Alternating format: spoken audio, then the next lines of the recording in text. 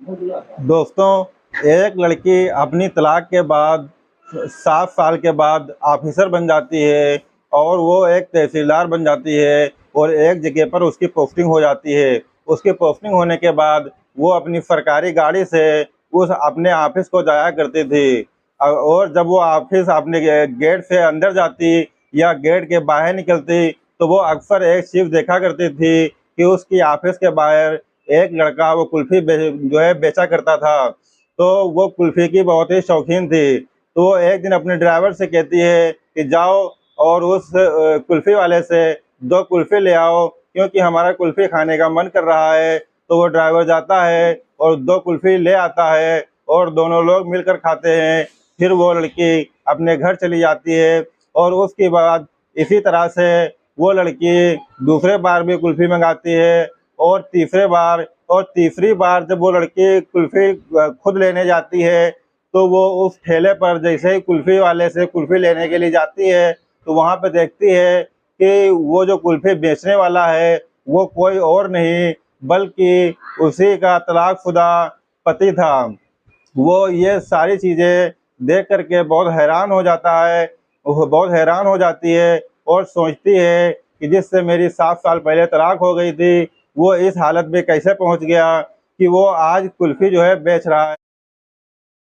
वो सही से पहचान नहीं पाती है, क्योंकि गर्मियों का मौसम था, कड़कती धूप थी। वो लड़का अपने चेहरे पर गमछा बांधे हुए था धूप की वजह से, तो इसीलिए वो लड़की सही से उस लड़के को जान नहीं पाती है, लेकिन इतना अंदाज़ा ज़रूर लगा लेती है कि ये हमारा पूर्व पति ही है। इसी प्रकार वो जो ऑफिसर लड़की होती है, वो भी अपने चेहरे पर मास्क लगाए हुए थी, जिसकी वजह से वो कुल्फी वाला भी उसको पहचान नहीं पाता है।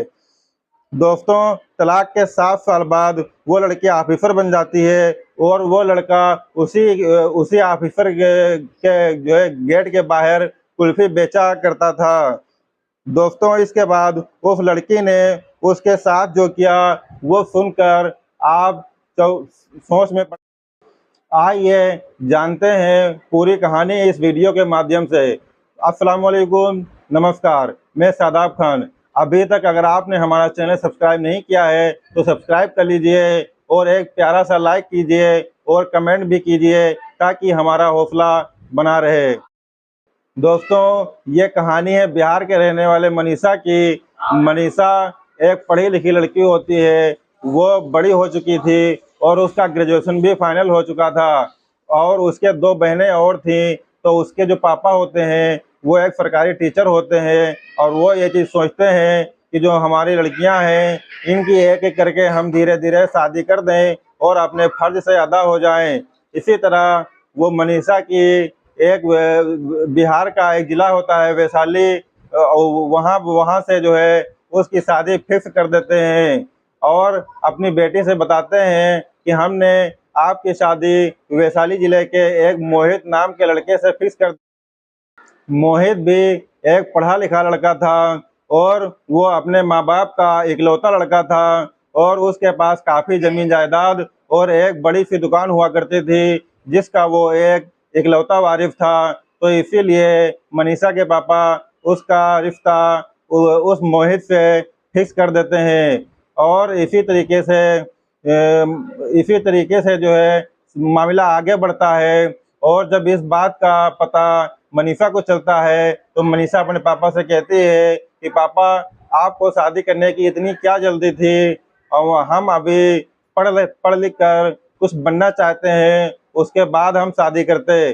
और लेकिन उसके पापा के आगे उसकी एक भी नहीं चलती है और वो उसकी शादी फिक्स कर देते हैं, क्योंकि दोस्तों जो मनीषा के जो पापा होते हैं वो एक सरकारी टीचर होते हैं और वो अक्सर बीमार रहा करते थे। उनकी 3 बेटियां थीं जिसमें मनीषा ये सबसे बड़ी थी। तो वो ये हमेशा यही सोचा करते थे कि एक एक कर हम अपनी लड़कियों की शादी कर दें और अपनी जिम्मेदारियों से बरी हो जाएं, क्योंकि हमारी ज़िंदगी का तो कोई भरोसा है नहीं।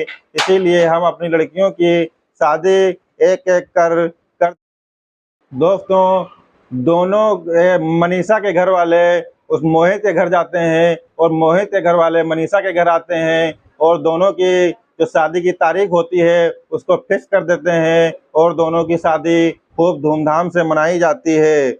मोहित अपने माँ बाप का इकलौता लड़का था, तो उसके माता पिता उसको काफी लाड और प्यार करते थे और उसके अगल बगल में मोहित के काफी सारे दोस्त भी बन गए थे, जो बहुत ही कमजोर वर्ग के थे और बहुत ही चालाक थे। मोहित के दोस्त लोग काफी चालाक थे और वो सब पैसों में कमजोर थे और वो मोहित के आगे पीछे ही घूमा करते थे, क्योंकि मोहित उस गांव में मोहित का परिवार जो होता है वो सबसे ज्यादा है अमीर होता है, सबसे ज्यादा जमीन जायदाद उसके पास होती है और उसके पास एक अच्छी जो है दुकान भी होती है जो उसके पापा चला रहे होते हैं और उसके पास पैसों का अच्छा अच्छा खासा हिसाब किताब होता है।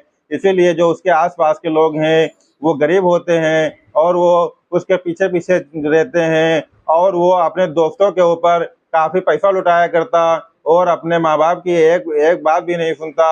वो अपने दोस्तों पर काफी पैसा लुटाया करता था।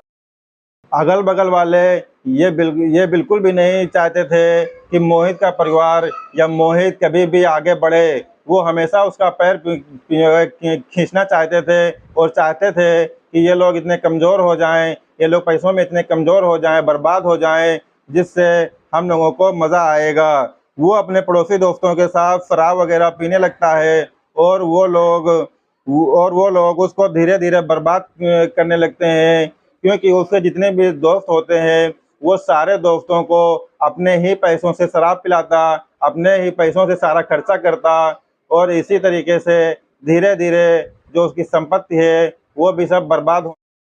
दोस्तों, जब मनीषा को इस बात का पता चलता है कि मोहित शराब का आदी हो चुका है और वो अपने दोस्तों के साथ काफी पैसा खर्च करता है और इस तरीके से वो बर्बाद हो रहा है, तो वो मनीषा अपने पति मोहित को बहुत समझाती है और कहती है कि जिस तरीके से आप पैसों की बर्बादी कर रहे हैं अपने दोस्तों के साथ और गलत आदतें आपने जो है अपने ऊपर डाल रखी हैं, शराब पीते हैं, तो ये सारी चीजें हम लोगों को बर्बाद कर देंगी और आस पड़ोस के जो लोग हैं वो तो यही चाहते हैं कि हम लोग बर्बाद हो जाएं और आगे कभी भी ना बढ़ पाएं। लेकिन दोस्तों, वो जो मोहित होता है वो अपनी बीवी मनीषा की बातों को बिल्कुल भी नहीं मानता है और उसको डांटता है, फटकारता है और उसके जो मोहित के जो माँ बाप होते हैं वो भी उसको खूब डांटते हैं, फटकारते हैं। लेकिन वो उसकी आदतें इतनी ज्यादा खराब हो चुकी थी कि वो अपनी ना तो बीवी की बातों को मानता है और ना अपने माँ बाप की बातों को मानता है। मोहित अक्सर शराब पीकर अपने घर पर आता और गाली गलौज करता, अपनी बीवी को प्रताड़ित करता और अपने माँ बाप को गालियां दिया करता था। वो अपने माँ बाप का इकलौता लड़का था, इसीलिए और भी यह सब करता था। पैसों की कोई कमी नहीं होती है, दुकान अच्छी चल रही होती है और जमीन जायदाद भी काफी होती है, इसीलिए मोहित का मन गलत कामों में ज्यादा लग। मोहित को शादी किए हुए अभी लगभग 1 ही महीना हुआ था और मनीषा अब उसको यह चीज सब कुछ जान चुकी थी कि ये किस तरह की अय्याशी करता है और अगर इसी तरीके से सब कुछ चलता रहा तो एक दिन हम लोग रोड पर आ जाएंगे और जो उसके पड़ोसी दोस्त हैं वो उसके साथ किस तरह की अय्याशी करते हैं और इन्हीं के पैसों पे खाना खर्चा करते हैं, तो इस तरीके से तो हम लोग पूरी तरीके से बर्बाद हो जाएंगे। इससे वो बहुत ज़्यादा परेशान हो जाती है। मोहित के मम्मी पापा भी मोहित को कुछ नहीं कहते हैं, इससे वो और भी ज़्यादा परेशान हो जाती है और सोचती है कि इस तरीके से हम सभी लोग एक दिन भिखारी बन जाएंगे। मोहित थोड़ा सा भी नहीं सुधर रहा था, यह सोचकर मनीषा और भी परेशान हो जाती। मनीषा एक दिन अपने पापा को फ़ोन करती है और कहती है कि पापा, यहाँ रहने से तो अच्छा है कि हम अपनी ज़िंदगी को ख़त्म कर लें। तो उसके पापा समझदार होते हैं, वो समझ जाते हैं और अपनी बेटी से पूछते हैं कि मनीषा तुम क्या चाहती हो। तो मनीषा कहती है कि पापा, यहाँ रहना बिल्कुल भी बेकार है, क्योंकि मोहित की जो आदतें हैं वो बहुत ज़्यादा ख़राब हो चुकी हैं। वो बहुत ही ज़्यादा अय्याशी करता है, शराब पीता है, अपने दोस्तों के साथ खूब पैसा भी उड़ाता है और हमारी एक बात भी नहीं सुनता है और हमको यहाँ पर पढ़ाई लिखाई करने के लिए वक्त भी नहीं मिलता है। सारा दिन जो है काम करो और दिन में कई बार हमारा उनसे जो है झगड़ा हुआ करता है, तो इसीलिए हमको पढ़ाई लिखाई का समय बिल्कुल भी नहीं मिल पाता है। तो इसीलिए मनीषा के पापा एक दिन मोहित के घर जाते हैं और मनीषा के सास ससुर से बात कर कर अपनी बेटी मनीषा को वो अपने घर जाने के बाद मनीषा के तलाक के लिए कोर्ट में फाइल अर्जी किया जाता है और कोर्ट में सुनवाई होती है। तो कोर्ट में जो है मनीषा कहती है कि सर जज साहब, मुझे मोहित से कोई परेशानी नहीं है। मोहित अगर अपनी गलत आदतें छोड़ देता है, जो शराब पीता है, अय्याशी करता है, अपने दोस्तों के साथ जो ज़्यादा खर्चा करता है, वो अगर अपनी सारी बुरी आदतें छोड़ देता है तो मैं उसके साथ रहने को तैयार हूँ। तो जज साहब मोहित से पूछते हैं कि मोहित तुम क्या चाहते हो? तो मोहित कहता है कि सर मैं जो है मैं मनीषा से तलाक चाहता हूँ और मैं चाहता हूँ कि मैं मनीषा से मुझको तलाक मिल जाए। इसी तरीके से कुछ दिनों के बाद धीरे धीरे कुछ दिन बीत जाते हैं और उसके बाद उन दोनों में तलाक हो मनीषा अपने पापा के साथ अपने घर चली जाती है और उधर मोहित अपने घर चला जाता है और अपनी दुकान वगैरह चलाने लगता है। और अब जो उसके जो पुराने दोस्त थे जिनके साथ वो अय्याशी किया करता था, वो अपने दोस्तों के साथ फिर से अय्याशी करता है। और इधर मनीषा अपने घर पर अपने पापा से बात करती है कि हमको सरकारी परीक्षा की तैयारी करनी है, तो इसलिए हमको पढ़ना जाना पड़ेगा। तो उसके पापा उसको इजाज़त दे देते हैं और वो पढ़ना चली जाती है पढ़ाई करने के लिए। वहाँ पे दोस्तों वो 4 साल रुक करके एक सरकारी एग्ज़ाम की तैयारी करती है और इधर मोहित की ज़िंदगी खराब होती जाती है। जब मोहित मनीषा से तलाक ले लेता है, उसके 6 महीने के बाद ही मोहित के पिता का देहांत हो जाता है और मोहित के पिता के देहांत के बाद घर की सारी जिम्मेदारी मोहित के ऊपर ही आ जाती है। लेकिन मोहित तब भी कुछ नहीं समझता है और अपने दोस्तों के साथ वही पुरानी आदतें, शराब पी करके घर पे आना, अपनी माँ को गाली देना और अय्याशी करना, ये सारी चीज़ें वो बिल्कुल भी नहीं छोड़ता है और उसके साथ मस्ती करता रहता है। धीरे धीरे कर मोहित के जो पड़ोसी होते हैं वो उसकी ज़मीन थोड़े थोड़े पैसे देकर वो उसकी ज़मीन को अपने नाम करवा लेते हैं। नौबत तो यहाँ तक की आ जाती है कि मोहित की जो दुकान होती है, जो अच्छी खासी चल रही थी, उसको भी थोड़े थोड़े पैसे दे करके उसको भी वो लोग, उनके पड़ोसी लोग अपने नाम करवा लेते हैं और मोहित को बिल्कुल रोड पर ला देते हैं। इस तरीके से मोहित के पास जो थोड़ी बहुत ज़मीन बची भी थी, तो उसको जैसे ही पैसों की ज़रूरत होती तो वो ज़मीन का एक टुकड़ा बेच दिया करता और इससे जो है वो अपने खाना खर्चा चलाया करता। लेकिन इन सब बातों को लेकर के उनकी माँ बहुत परेशान हो जाती हैं और अपने बेटे को समझाती हैं कि बेटा ये सब ठीक नहीं है। लेकिन वो मोहित जो होता है वो नशे में इतना धुत होता है, अय्याशी में इतना धुत होता है कि अपनी माँ की बात को भी नहीं सुनता है और उनको डांटता है, मारता है। तो उनकी माँ भी उसका विरोध करना बंद कर देती हैं। और उधर मनीषा पढ़ने लिखने में इतनी ज़्यादा व्यस्त थी कि इतनी ज़्यादा व्यस्त थी और सरकारी फार्म भरती है, परीक्षा देती है और कुछ दिन के बाद उसका रिजल्ट आ जाता है और वो तहसीलदार बन जाती है। इन सब सारी चीज़ों को लेकर के मनीषा के जो पिता होते हैं सरकारी टीचर, वो बहुत ही ज़्यादा खुश हो जाते हैं और उनके घर में एक खुशियों का माहौल था। तो इसके बाद मनीषा के पापा मनीषा से कहते हैं कि बेटा, अब तुम जो है तुम्हारी तलाक को तकरीबन 7 साल हो चुके हैं और अब तुम सरकारी ऑफिसर भी बन गई हो, तो बेटा अब हमारी खुशियों के लिए या अपनी खुशियां समझ करके अब तुम अपनी शादी कर लो। लेकिन मनीषा कहती है कि पापा, हमारे ऊपर अभी जिम्मेदारियां हैं, आप हमेशा बीमार रहते हैं, तो हम ये सोचते हैं कि जो हमारी 2 छोटी बहनें हैं, हम पहले इन लोगों को पढ़ा लिखा कर कोई सरकारी ऑफिसर बना दें या सरकारी पदों पर बिठा दें, उसके बाद हम अपनी शादी कर लेंगे। मनीषा की ज़िंदगी में सब कुछ ठीक-ठाक चल रहा था और एक दिन ऐसा होता है कि मनीषा का ट्रांसफ़र बिहार के वैशाली ज़िले में हो जाता है।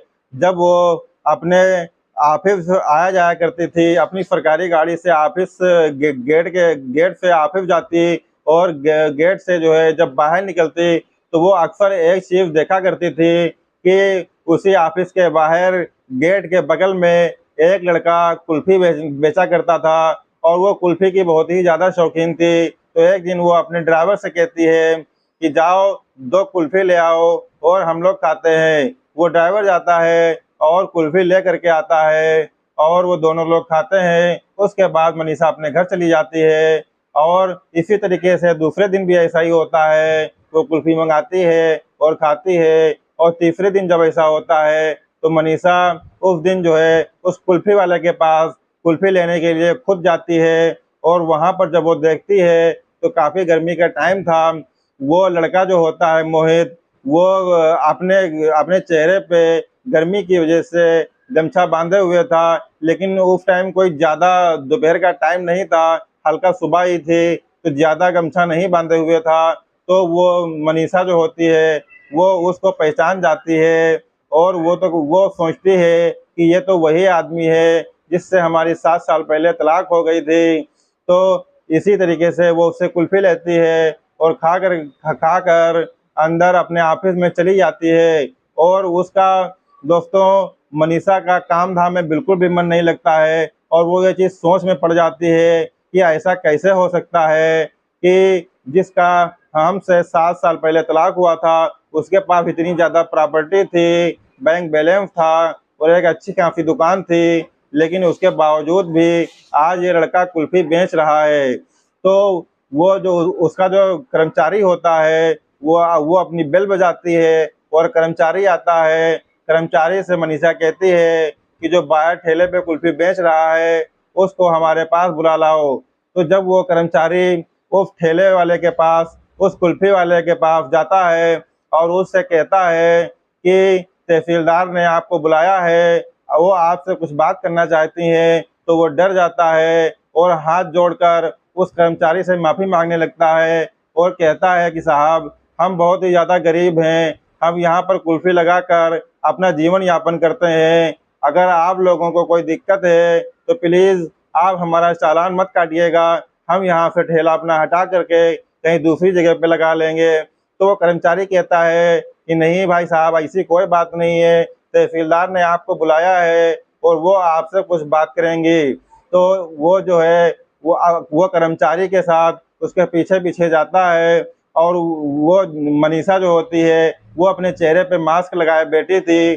तो कर्मचारी के साथ में जैसे ही मोहित कमरे के अंदर प्रवेश करता है और मनीषा मोहित से कहती है कि आप कुर्सी पे बैठ जाइए। तो जब मोहित कुर्सी पे बैठ जाता है और मोहित से जब मनीषा पूछती है कि तुम यहाँ पे कुल्फी क्यों बेचते हो, तो वो जो हाथ जोड़ करके वो मनीषा से माफी मांगने लगता है और कहता है कि मैडम प्लीज हमारा चालान मत काटना, हम बहुत गरीब आदमी हैं और हम यहाँ पर बाहर कुल्फी लगा करके कुल्फी बेच करके अपना जीवन यापन करते हैं, हम बहुत ही ज्यादा परेशान हैं। अगर आप लोगों को कोई दिक्कत है तो हम ये अपना ठेला हटा करके कहीं दूसरी जगह पे लगा लेंगे, लेकिन प्लीज हमारा चालान मत काटिएगा क्योंकि हम बहुत परेशान आदमी हैं।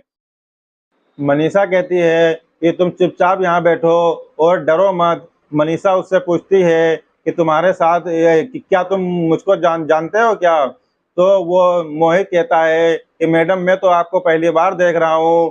तो वो मनीषा अपने चेहरे से मास्क हटाती है और मास्क हटाने के बाद मोहित जब उसको देखता है तो उसके पैरों तले से जमीन निकल जाती है, और वो मनीषा से पूछता है कि मैडम आप यहाँ कैसे? तो वो कहती है कि जब आप अपनी जिंदगी में बहुत ही ज्यादा मस्त थे, उस टाइम तलाक के बाद मैं पटना आई, वो पटना में सरकारी नौकरी की तैयारी की और परीक्षा दी, और उसके बाद जब रिजल्ट आया तो मैं तहसीलदार बन गई और अब यहाँ पर हमारी पोस्ट है।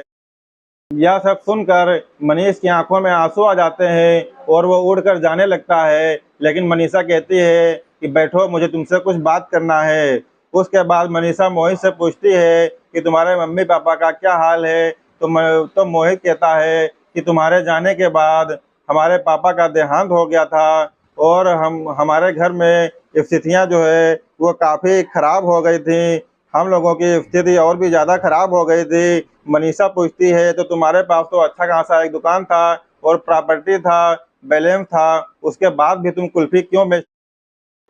तो मोहित अपनी पूरी कहानी बताता है और बताता है कि जो ज़मीन हमारी 20 लाख रुपए की थी, वो पड़ोसी लोगों ने 5 लाख रुपए दे करके उस ज़मीन को अपने नाम करवा लिया और बताया कि बाकी के पैसे बाद में देंगे।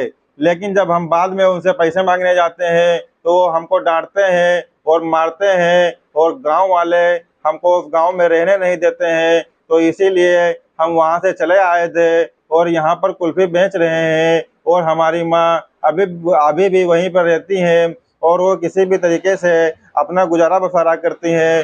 दोस्तों, यह सब बातें जब मनीषा सुनती है, तो उसको यकीन नहीं होता है कि कोई भी आदमी शराब के नशे में इतना आदी कैसे हो सकता है कि उसके हाथ से सब कुछ चला जाए।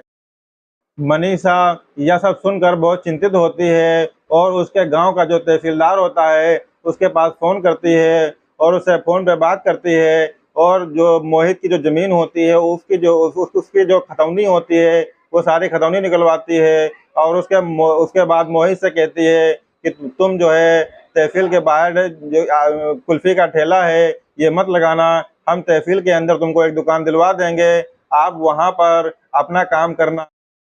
और वह मोहित से कहती है कि ये बात किसी को नहीं बताना कि हम लोग कभी पति पत्नी थे, वरना हमारी बहुत ज़्यादा बेइज्जती होगी। मोहित की सारी खतौनी निकलवा कर लेखपालों से बात करके 1 साल के अंदर जितने भी उसके पड़ोसी लोगों ने उसकी ज़मीन को हड़पा था, वो सारी ज़मीनों को धीरे-धीरे एक-एक कर उसकी ज़मीनों को वो वापस दिलवा देता है। तो उसके जो पड़ोसी लोग होते हैं, वो सोच में पड़ जाते हैं कि ये सब कैसे हो सकता है, क्योंकि मोहित एक अकेला आदमी है और वो ये सारे काम कैसे कर सकता है, क्योंकि उसके पापा का भी देहांत हो चुका है और उसकी बीवी उसको छोड़ के पहले ही जा चुकी है। ऐसा कोई आदमी मोहित के पास नहीं है जो उसका साथ दे करके ये इतने बड़े बड़े काम करवा ले। तो गांव वाले इन सब बातों को लेकर के सोच में पड़ जाते। दोस्तों, समय धीरे-धीरे बीतता है और मोहित की जितनी भी ज़मीनें उनके पड़ोसियों ने धीरे-धीरे कर अपने नाम करवा रखी थी कम पैसे दे करके। वो मनीषा धीरे-धीरे कर जो है उन सारी ज़मीनों को मोहित के नाम करवा देती है और उसकी जो दुकान होती है, वो भी कम थोड़े पैसे दे करके जो हड़पी जाती है, वो दुकान भी उसको वापस दिलवा देती है। और मनीषा मोहित को समझाती है कि आप ऐसी कोई गलती ना करना जिससे कि तुम बर्बादी के कगार पर पहुंच जाओ। अगर तुम जीवन में वैसी ही गलती करोगे, तो तुम्हारा इससे भी खराब हाल हो जाएगा। इसलिए मैं चाहती हूँ कि तुम मन लगाकर दुकानदारी करो और अपना घर परिवार देखो। दोस्तों, अब मनीषा जो है वो ये सारा काम करवा करके जाने लगती है। तो मोहित जो होता है वो हाथ जोड़ करके मनीषा से कहता है कि प्लीज़ हमें माफ़ कर दीजिए और आप हमारे साथ घर चलिए। तो मनीषा कहती है कि अभी नहीं, अभी थोड़ा हमें वक्त दीजिए और आप मन लगाकर अपना काम करिए, हम लोग फिर कभी मिलते हैं। उसके बाद कुछ समय बीतता है, मोहित जो है मनीषा से मिलता है, दोनों लोग आपस में बातचीत करते हैं और उसके बाद मंदिर में जा करके शादी करते हैं। और फिर मोहित मनीषा को लेकर के अपने घर जाता है और अपनी माँ से मिलाता है। जब उसकी माँ उस मनीषा को देखती हैं और सारी बात को जानती हैं, उसके बाद वो खुश हो जाती हैं और उनके घर से जब उसके मोहित के पापा का देहांत हुआ था, उसके बाद घर उजड़ सा गया था, लेकिन उसके घर में अब सारी खुशियां लौट आई हैं। दोस्तों, हमारा इस कहानी सुनाने का उद्देश्य किसी की भावनाओं को या किसी की दिक्कतों को बढ़ाना नहीं है, बल्कि समाज में जो घटनाएं घटित हो रही हैं, उनसे आपको सबक दिलाना है कि और उनसे आपको होशियार रहना है कि ऐसी ऐसी घटनाएं लोगों के साथ घटित होती रहती हैं। हाँ, आगे मिलेंगे किसी और कहानी के साथ। तब तक के लिए धन्यवाद।